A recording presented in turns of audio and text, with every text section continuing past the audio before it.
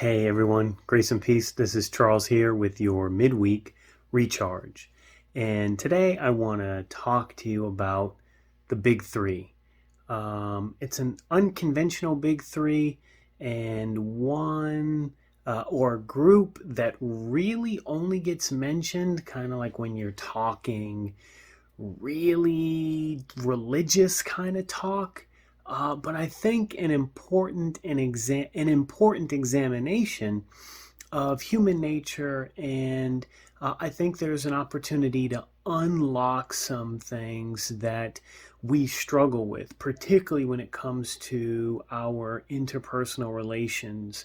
And the big three I'm referring to are sin, iniquity, and transgression. I know. Really exciting stuff, right? But important nonetheless. Sin, I think many of us have heard that term before. We may be somewhat familiar. It comes from the Hebrew word kata, and it means to fail. That's what sin is. It's to fail. It actually is also a targeting term. It was used to describe what happened when the tribe of Benjamin, who were known for their incredible accuracy with the sling, would miss a target. They would kata. Even in a modern context, in archery, when someone misses the mark, the judge says sin. And I think that is a perfect description of what happens when we step outside of the designed purpose for our connection with one another. We miss the mark. We fail to see each other as the image of God that we all are. Transgression is another a falling short of divine relationship. Transgression is when we mistreat each other and when we abuse the relationships. When we transgress, we depart from the holy and pure relationship that God designed for humanity. And iniquity, a crooked understanding of relationships and interactions.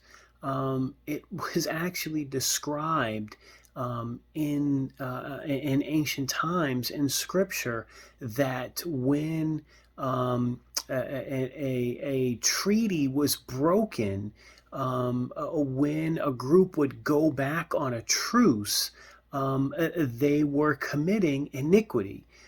In fact, there were civilizations where the view of a value put on life was so distorted that they were seen as crooked, and to be upright or to be moral or to be honest was to be out of alignment because they were so crooked.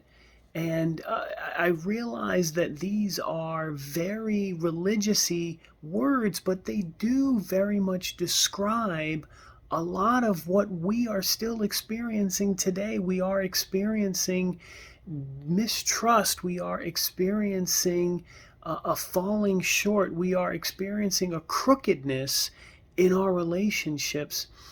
And the cure is the love of God that comes in the form of Christ. And I think there's an opportunity for us to switch up the big three. And instead of sin, iniquity, and transgression, we can take on love, trust, and hope.